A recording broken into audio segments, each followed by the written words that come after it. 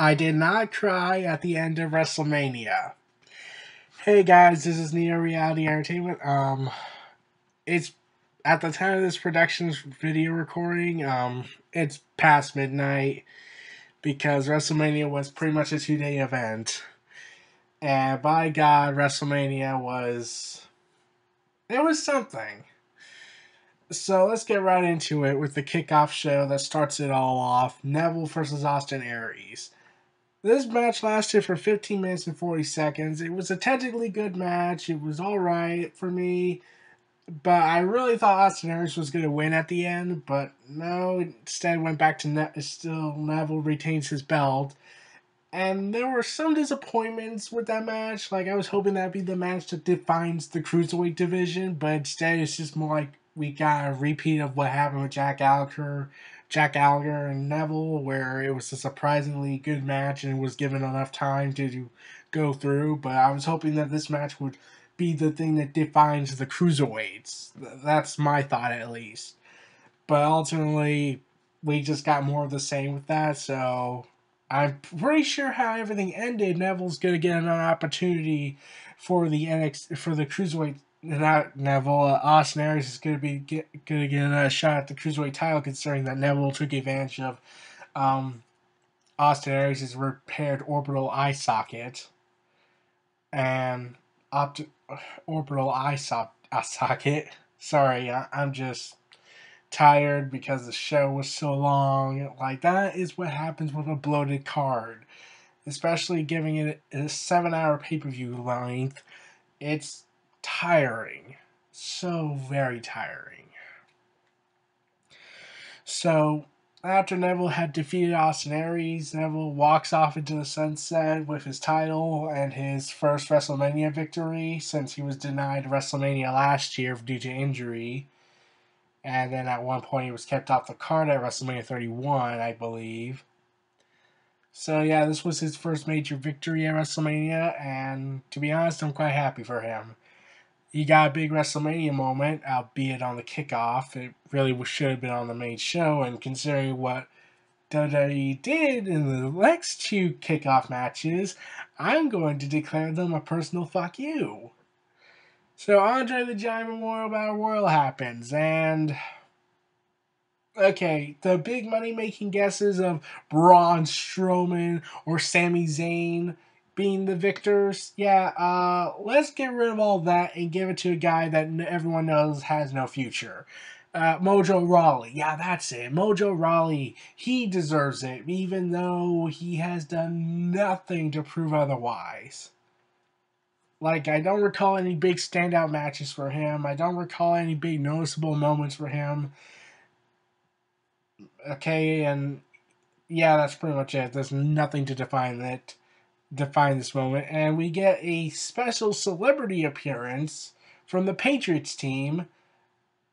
And I don't even care at this point because the Memorial Battle was the worst one I ever saw.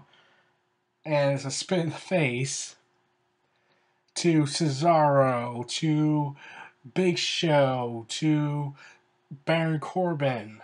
Like, I was honestly hoping Braun Strowman gets the win because at least then it justifies that, yes, he's still going to get a big push even after he got that glass ceiling from Roman Reigns' creative department. And yeah, and the fact that it came down to him and Jinder Mahal really made the thing really pointless. I had no emotion with this match after Braun Strowman and Sami Zayn got eliminated. And I've also heard this is Big Show's last match, since he said that he's retiring after this. So it looks like, oh, Big Show goes out with a bang, right? Nope, he goes out with a whimper. Like, they don't even talk about it. Like, he's in the best shape in his career, and he's retiring. Okay, that makes sense. And they don't mention it whatsoever. So yeah, the Andre the Giant Memorial Battle Royal, big disappointment. They should just stop it if they're not gonna give it to a guy who clearly deserves a push, or to a guy that has a long-term future here, or should be given a long-term future priority here. they should just stop. Like, look at Cesaro. He was given a big push, and then it just went off sidetrack because Vince McMahon's a petty little asshole. Basically, he finds Cesaro boring, even if thousands upon millions of people cheer for him. Then we look at Big Show. Everyone assumed, oh, this is Big Show's final year. He's retiring after this. Nope, he still went after it for 2 more years, and now it's being said he might retire. So, yeah. Okay, Baron Corbin. He has a shot. Well, Baron Corbin had a somewhat disappointing year in 2015. It ended on a high note when he got into a main event on the final SmackDown.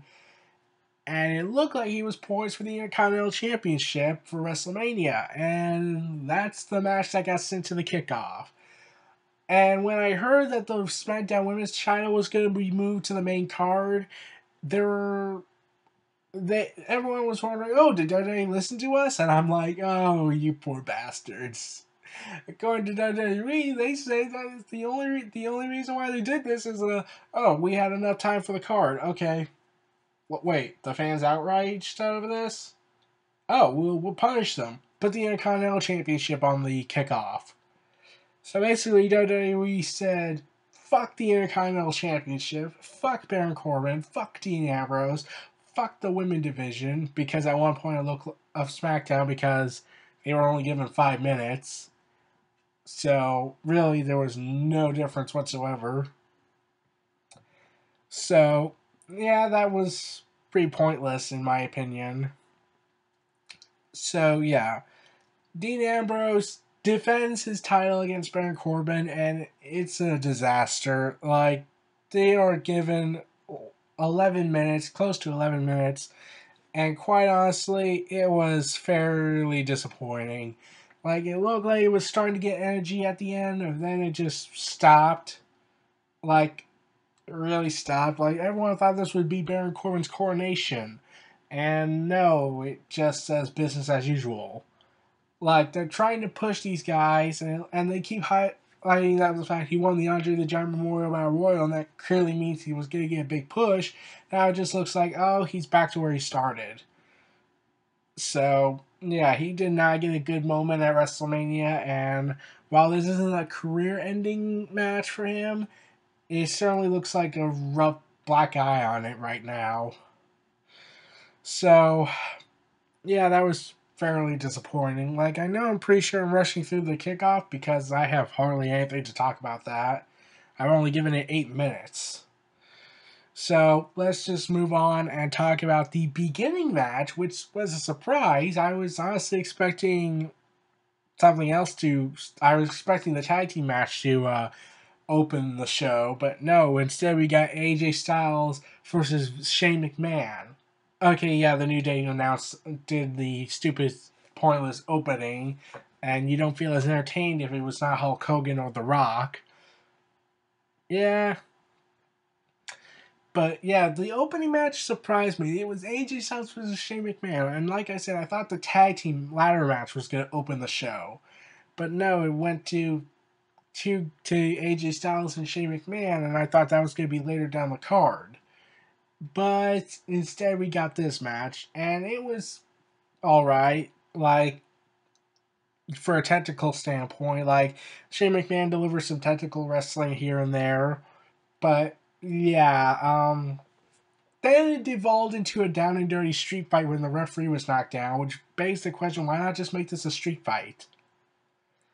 And I honestly was confused on that. I was trying to figure out why. And instead, we got AJ Styles. It looked like AJ Styles was going to lose that match. And I was worried because they wouldn't really give AJ Styles a second WrestleMania loss in a row. Right? Right? Thank God that didn't happen. So, also, Shane McMahon surprised a lot of people when he did a moonsault. And I'm like, okay. Like, a lot of people were chanting holy shit, and I'm like, that's not really a holy shit moment. That's more like, okay, like, Is it because Shane McMahon's never done a moonsault before? Like, to me, compared to him diving off the Titantron, yeah, that's more impressive than that because he's willing to put his body through that. And then AJ Styles manages to get out of the way twice. First one was with Shane McMahon doing a signature diving elbow off to the table. And then the second one was when he managed to dodge and avoid catastrophe with a moonsault. And AJ Styles eventually got the win. It was phenomenally great. Like Styles is the guy that will make any match look great. You can give him the worst opponent ever, except for James Ellsworth. Well, maybe, and make a match look great. Like, he's at the level where Daniel Bryan and Shawn Michaels was at, and Bret Hart, where they could make any match look good, given the right circumstances at times. But yeah, they're at a level. He's at a level now where he can make any match look good. And speaking of Shawn Michaels, I heard that according to Shawn Michaels, he was offered to come to WrestleMania and fight AJ Styles. Oh, there's so many what if questions are going to be on the internet for a while. But here was my thoughts on it.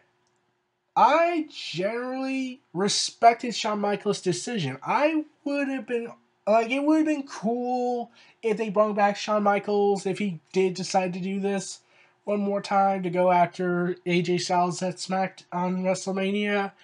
But at the same time, it'd be another trend of, oh, we gotta bring back these older guys. We need to bring back all the young. We need to push the younger guys to the side. The older guys are what makes the money here. You younger guys aren't ever going to get the opportunity to make that kind of money that those older guys did. So we're going to rely on the older guys. And by God, man, was Shawn Michaels wise in not taking that deal. He's content with his life. He's preferring to stay retired, and also because he doesn't want to spit in Undertaker's face pretty much over the fact that he lost at WrestleMania 26 in that retirement match. But yeah, I understood why Shawn Michaels didn't want to do it. It's pretty much a big thing I respect about him. Like, he could have came back, probably didn't. Like, he brags about, oh, I have like 15 matches left in me. And he had said, oh, I wish I could fight AJ Styles. I wish I could fight Roman Reigns. I wish I could fight Dean Ambrose. I wish I could fight Seth Rollins. But there are circumstances of his ideas of how to tell a story, I think, along with the fact that he has nothing to gain from this, in terms of, well, I do this match and then what? I do another match and another match. Like, I could do another storyline, but at the same time, I feel like it'd be kind of insulting to the stakes that me and Undertaker made at WrestleMania 26. So, yeah, I think that's why he doesn't want to come back. Like, he's honoring the deal he and Undertaker pretty much made at WrestleMania. And that's probably the most continuous storyline ever going, and that's way better than a lot of the crappy storylines we got now, especially what happened with Bray Wyatt and Randy Orton. By the way, that match sucked. I'll get to that in a moment. So AJ Styles, he's rumored to be heading to Raw soon. Roman Reigns is rumored to be heading to SmackDown soon. So, yeah, I'm pretty sure that's the only way this is going to culminate because, well, AJ Styles just went to war with the commissioner, and now he has no match. Now that he has a match at WrestleMania and it's finally finished, what is left for AJ Styles in terms of storyline telling? Because they could just fire him now and head back to, and he can head to Raw. So, AJ Styles and Shane McMahon, like, a lot of people hated the fact this match was happening because everyone wanted to see AJ Styles versus anyone else. But I was generally surprised how good this match was. Probably Shane McMahon's only best match in terms of singles competition that doesn't involve weaponry. Yeah. So, that's something to say. So, best of luck to what's going to happen to those two later down the road. But it feels like this feud's finished. Hopefully. Then AJ Styles can either move to Raw or go back after the WWE Championship. Now we get to the Festival of Friendship War. aka Kevin Owens versus Chris Jericho. This was a slow burnt match because they were going at it slow, just like Styles and Shane McMahon. It was going slow, then picking up quick pace, really slowly, and eventually was starting to get good, great, and much better to fantastic. And once again, Kevin Owens is being booked as the guy he should have been when he was Universal Champion, but he's not because fuck the WWE system, and also because we gotta make those heels look weak as champions because we need to make Roman Reigns look strong, strong. I tell you, strong. That or we just really don't know how to book strong heel champions. Unless they're John Cena and Roman Reigns, then everyone else is fair game. So, oh, and I believe CM Punk, though really CM Punk had to do that on his own. So, yeah, Kevin Owens and Chris Jericho delivered a hell of a match. It was at the level of AJ Styles and Shane McMahon, and especially how Kevin Owens won with the power bomb onto the corner side of the ring. That was, yeah, I miss him doing that. Would have been cool if he, like, this match really should have been the match that had the Universal title on the line. Like, what does Kevin Owens gain from winning the U.S. title? He had pretty much said he didn't care about the belt, he just wanted to take it from Chris Jericho. And I know where Chris Jericho is going after this. He is said to be leaving and go on tour with Fozzy again, so this was the end of his run. Best of luck to Chris Jericho on Fozzy tour and whatnot. And I'm hoping Kevin Owens is given something good in this title reign, but really it seems like they're going to build up to an eventual match between him and Brock Lesnar, considering what went down on that match. For the Universal title at SummerSlam at best. But yeah, man, what do they do with the U.S. belt? Are they going to do it the same thing with Roman Reigns, where he just basically holds it and just ignores it?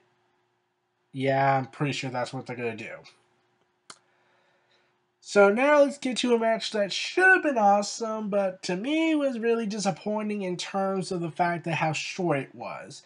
The Fatal 4-Way Elimination match for the Raw Women's Championship, Bayley versus Charlotte versus Nia Jax versus Sasha Banks.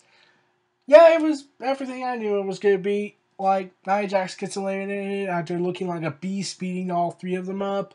Then I either predicted Sasha Banks or Charlotte was going to be the last woman standing with Bayley, and I was right on that.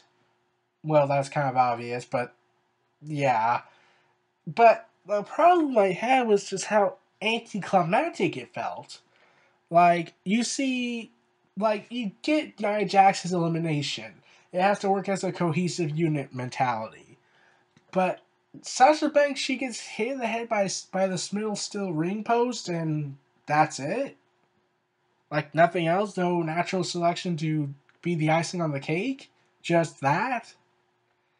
And then there's Bayley winning the match. Like, she did a savage elbow drop, sort of, and that ends it. Like, okay, that was kind of anticlimactic. I was expecting more out of that.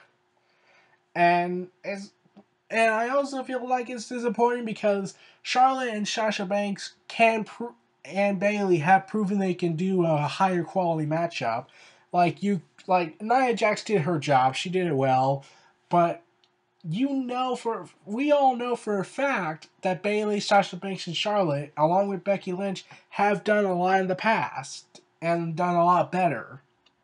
This could have been a huge barn burner, but no, they decide, oh, we gotta shorten this match by a huge amount of minutes, so we're going to play it safe and just have Bayley retain. Like, I guess Bayley retaining is going to lead to a long title reign, most likely, until Sasha Banks descends with her, which surprisingly they did not give any hints. Yeah, they did not do any hints of dissension.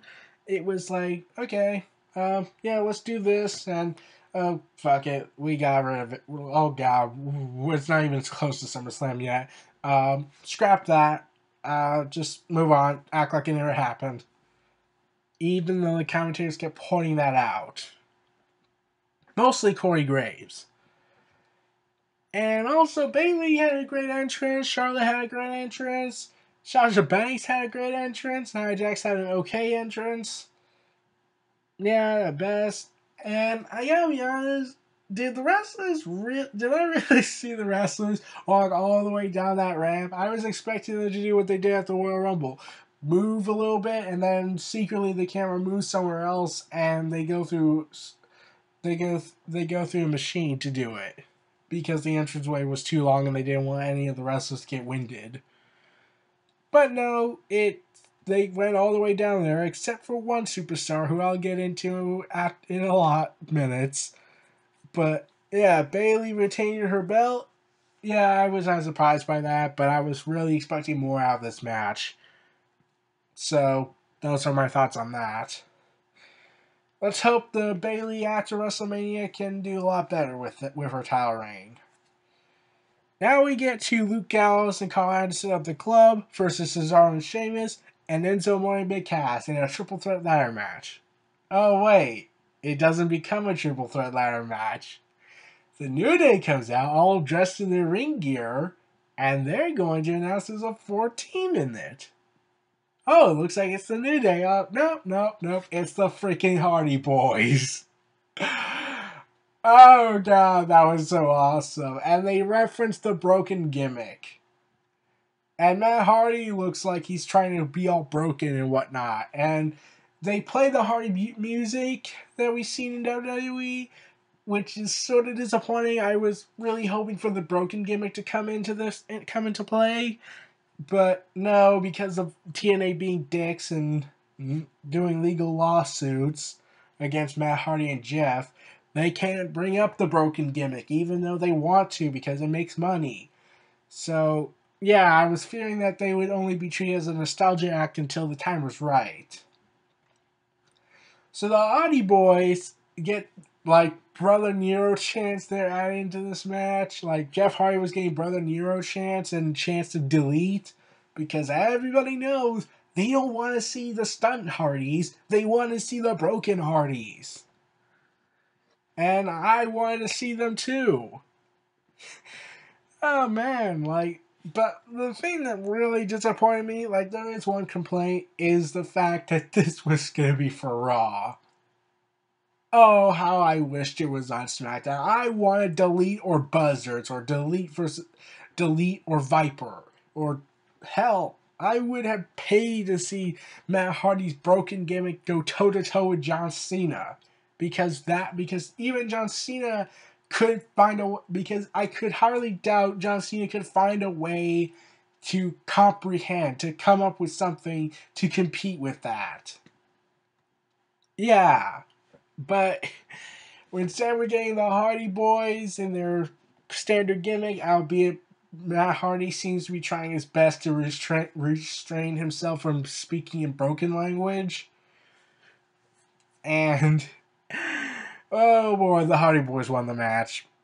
Yeah, a lot of people were all excited for it. It looks like they're back for a while.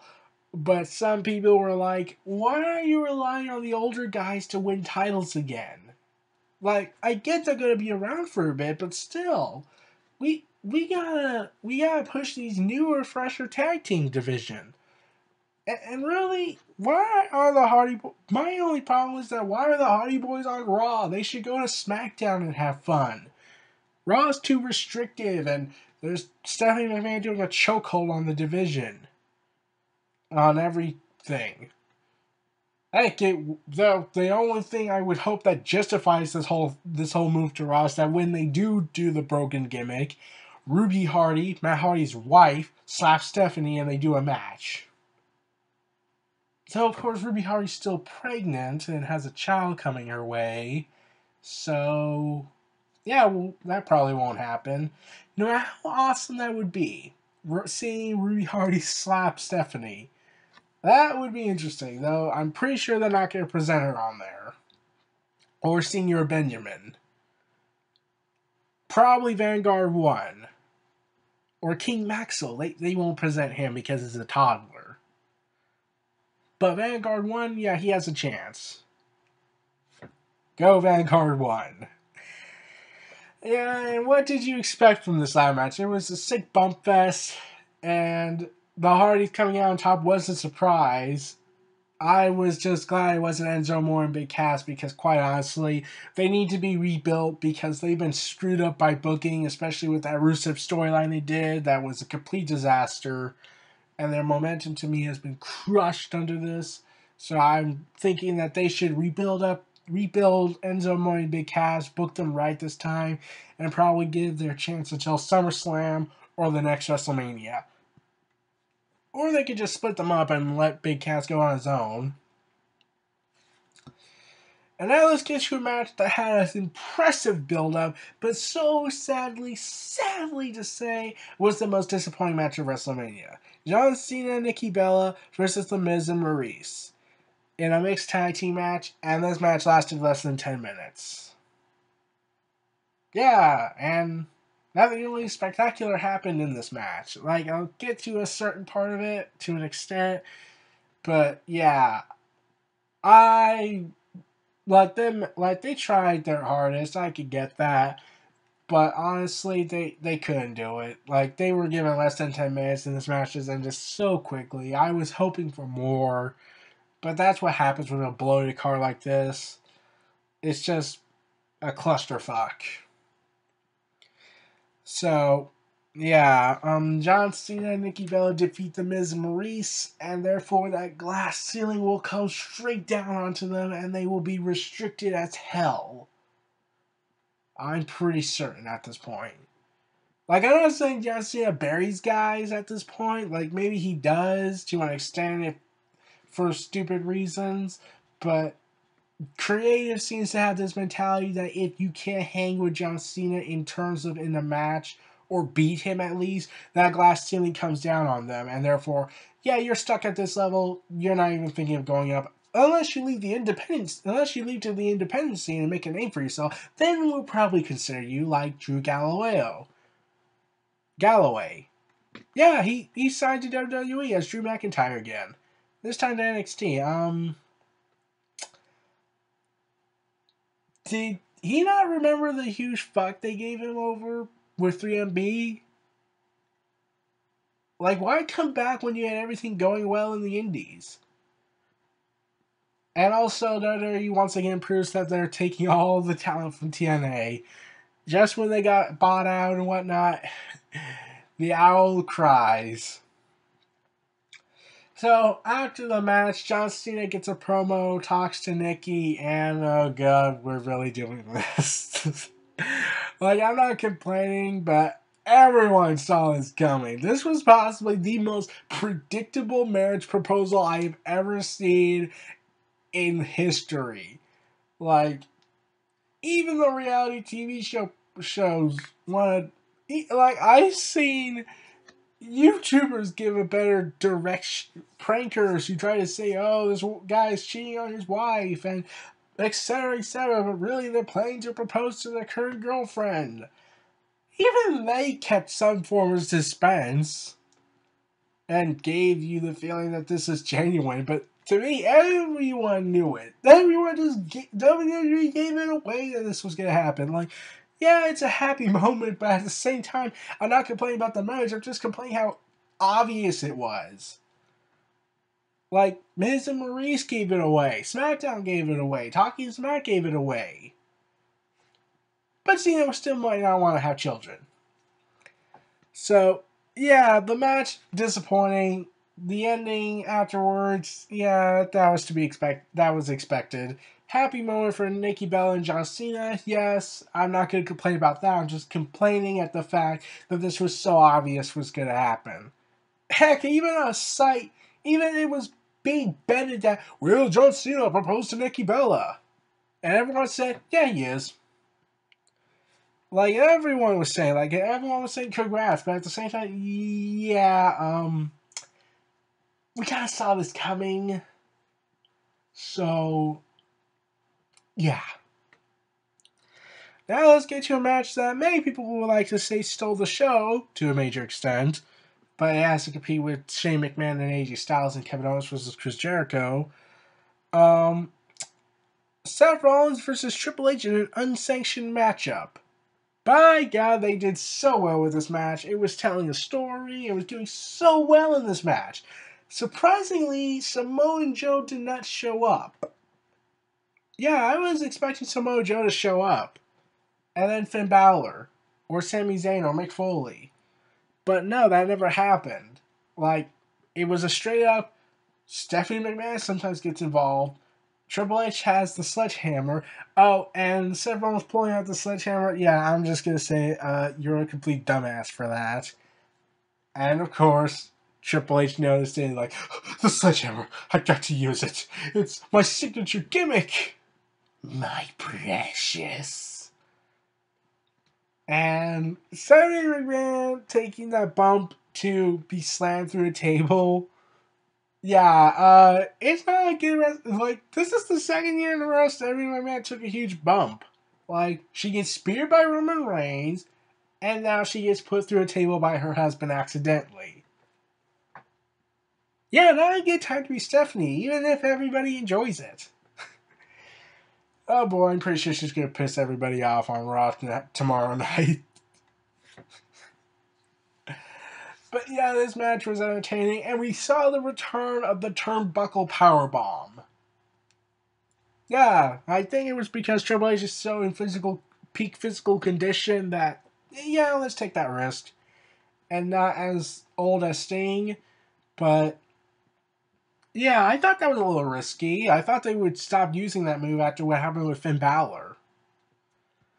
And by God, this match was entertaining as all hell. Like, they Seth Rollins sold his injury, the torn MCL so well, his leg, and by God, Seth Rollins got his big WrestleMania moment besides the WWE Championship win at WrestleMania 31, and it felt like a huge redemption for him in terms of his character. Like, it fell all perfectly into place for me, and I was glad that this was a non-sanctioned match. And also, Triple H's entrance, he went from being a Monarch King to a biker. Yeah, that was kind of funny. So, like, that's pretty much it. It was funny. Like, for the previous WrestleManias, he's coming as a Gladiator King, or Shao Kahn, to now being a biker. Or the Terminator, and like 31, he was the Terminator King.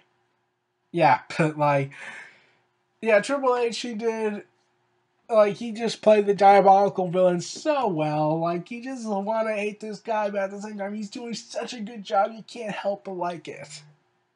Kind of solidifies why he's one of my favorite wrestlers of all time.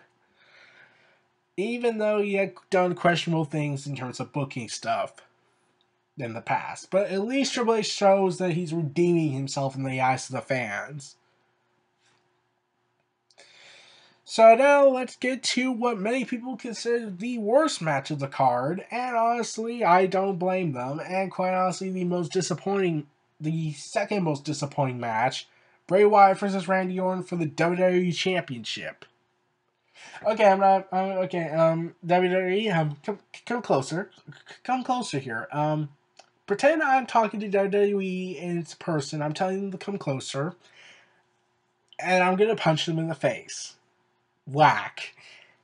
WWE, do you hate Bray Wyatt? Do you genuinely hate him? Like, you gave him the title. Everyone is happy for him. Everyone is chanting, you deserve it. Instead, you give it to Randy Orton. After a disappointing matchup with weird special effects that surmounted to nothing. Like, I honestly was hoping for Luke Harper and Eric Rowan to bring some energy into this clunker. Or even Sister Abigail. But no, instead we got our cookie cutter, well, the good guy has to win, even if he burned down a house to get it. Randy Orton is now a 13-time champion, and I am so disappointed. Bray Wyatt is now 3-0-3 at WrestleMania. He missed one, but that most likely would have been a loss. So I'm wondering, do they generally hate Bray Wyatt? Like, they like him to an extent, but at the same time, yeah, you're Dusty Rhodes' creation. We hate you for some reason. Even though you write your own promos from time to time. Like, I was so pissed off. Like, I wrote on Twitter, like, I said, bullshit. Like, I was fuming when I saw this. I was pissed. Just, like, just, why? Why does Bray Wyatt not be given the respect he clearly has earned by the WWE booking committee? Marketing! Pretty sure they're gonna just rely on the past again. And I don't even notice that SmackDown seems to be the one disappointing people in this WrestleMania. Raw has been doing exceptionally well, and SmackDown's been a clunker so far. Like, they've had the better build-ups, but they've been doing clunkers. Except for AJ Styles and Shane McMahon. Huh. And the Andre the Giant Memorial Battle Royal, but let's not get into that ever again. So, Randy Orton is a 13-time world champion, and I'm so fuming about this. I'll tweet my displeasure later. Well, I already did, but I can do more. Now we have Brock Lesnar. Or as Paul Heyman likes to pronounce him, Brock Lesnar. Versus not Paul Heyman. Told you, I'm just tired. Versus Goldberg. And it lasted for 4 minutes and 45 seconds. And I was promised a bloodfest. I was not given that. Instead, it was more of the same, and yet fans will say, oh, Roman Reigns has no talent. These guys have talent. We saw suplex, suplex, suplex, spear, spear, spear, jackhammer, suplex, suplex, suplex, F5, the end.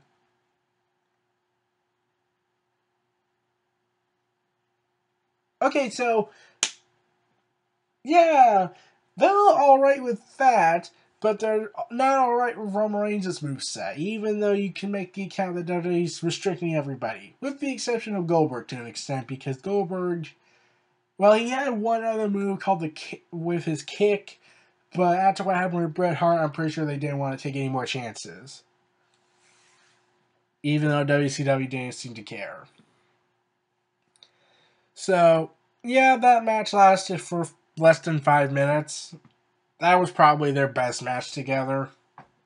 Like, first match was a disaster. Second match was a spit in the face to all the hard work they gave him. Yeah, this was probably their best match ever. Yeah. So, Goldberg, as much as you were saying you were miserable to an extent, for some reason, at least you were having fun with having your child see you wrestle and have all those great moments.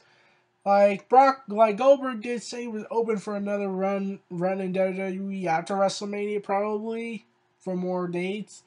Still want to see Roman Reigns versus Goldberg, but considering that Goldberg is being so restricted, and they're going to dumb it down to just 2 minutes at best, maybe 5 minutes.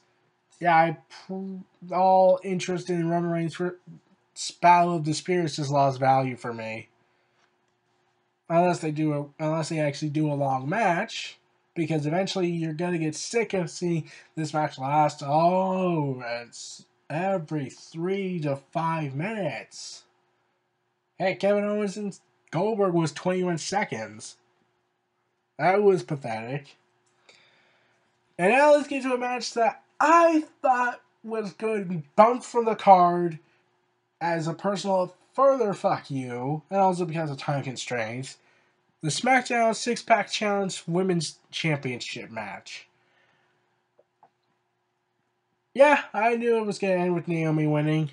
Yeah, it was clearly obvious. Like, they were going to have her head into WrestleMania as champ, then she got injured. It would only make sense that the woman wins at WrestleMania, second to last on the card. And this confirms what everyone feared. But yeah, Naomi, you got your big WrestleMania moment, especially being the second to last match.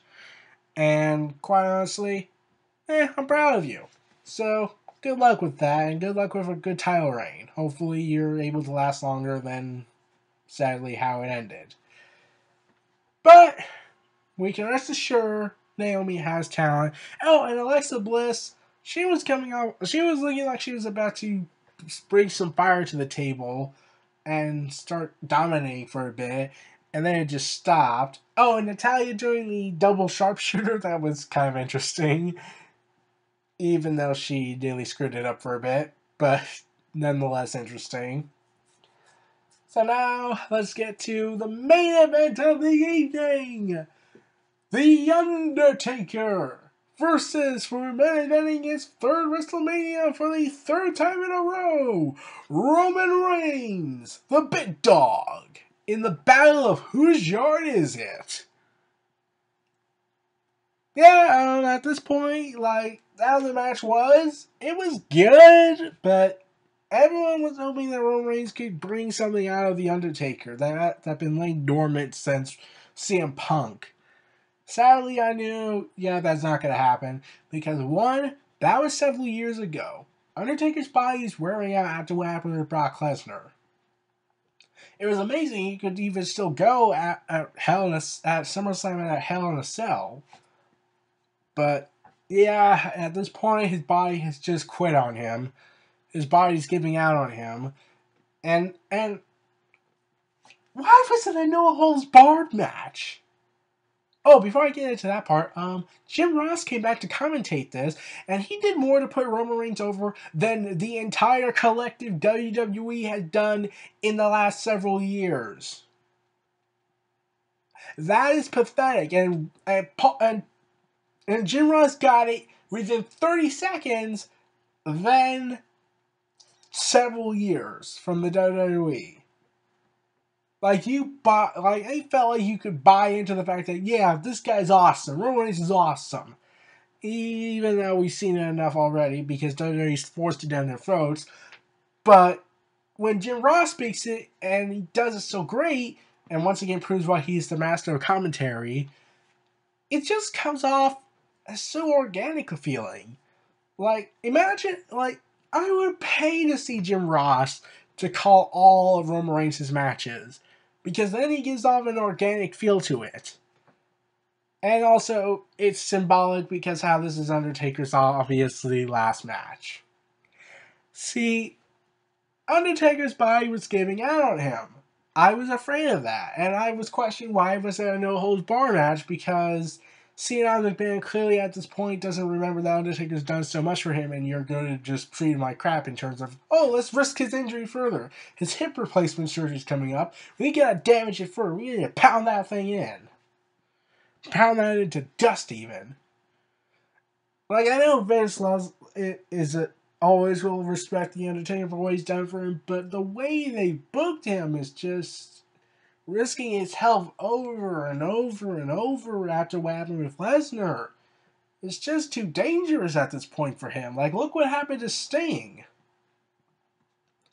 So, Roman Reigns and Undertaker did the best they could. There were several botches. It looked like Roman Reigns was trying to go for a tombstone pile driver, but sadly that was botched. And I'm pretty sure fans are going to catch on to that and just bash Roman Reigns, saying, I told you can't hang with the top guys. Even if wrestlers make mistakes every now and again. And even though The Undertaker's health was on the decline.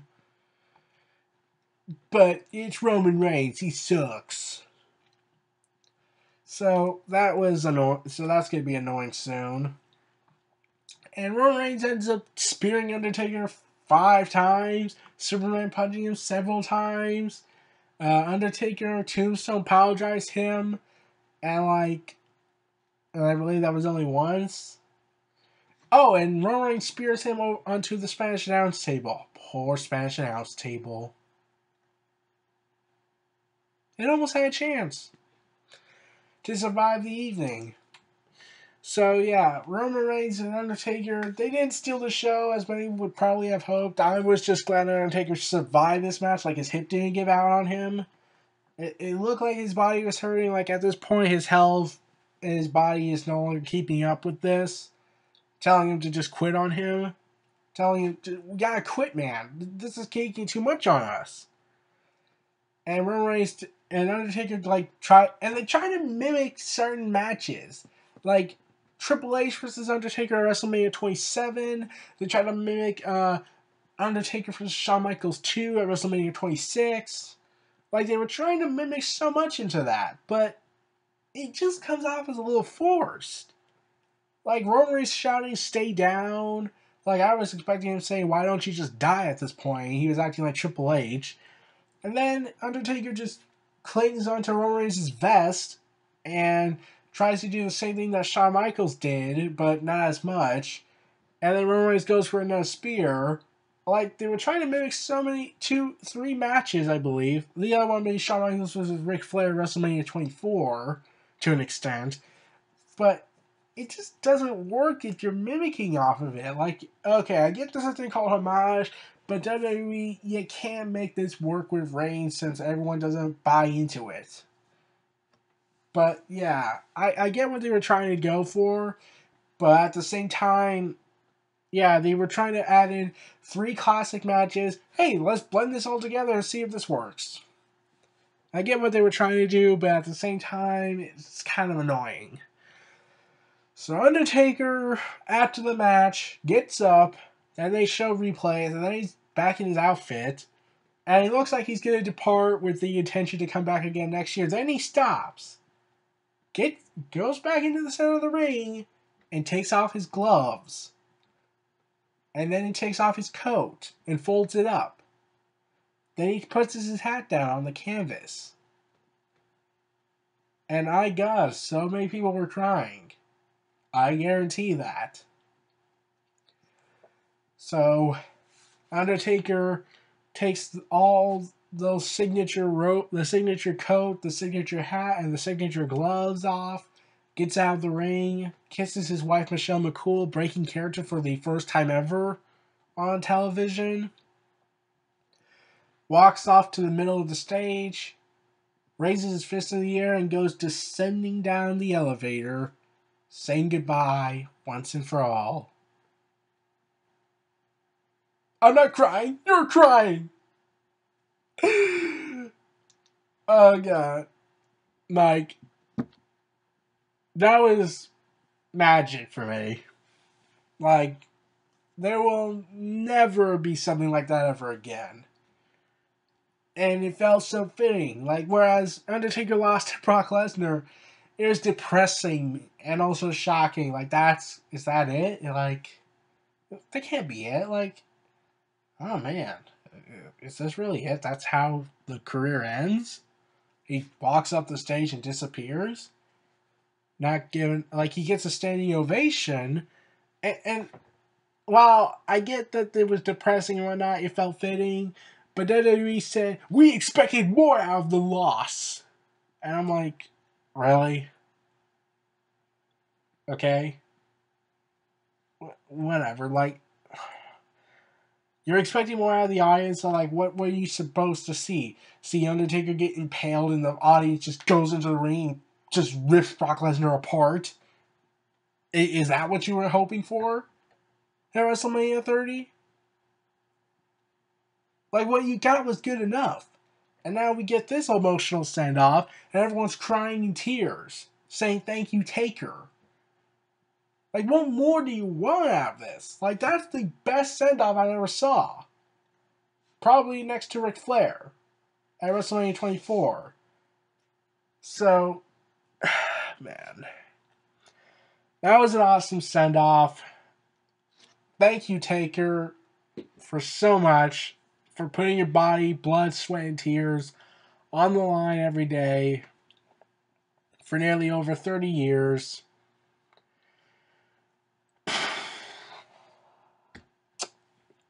It was an emotional way to say goodbye to everybody. Like, tomorrow I don't think he's gonna show up on Raw. I'm pretty sure this is the goodbye message we're getting.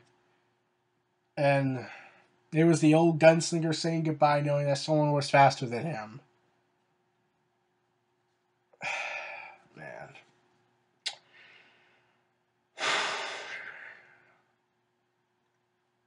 Okay.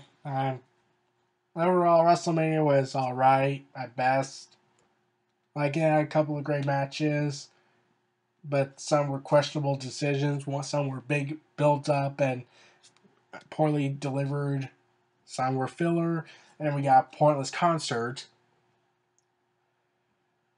And we got a good main event at best, but a perfect emotional send off. So not everything was bad about this WrestleMania. Certainly a step up from last year's WrestleMania. Also, this lasted till over midnight, so this was the first ever Wrestling 2-day event. So I believe that's it for WrestleMania 33. This was Neo Reality Entertainment. Feel free to like, comment, subscribe, and donate, and stay tuned for more. And thank you, Undertaker, for everything. And by God, keep on swinging.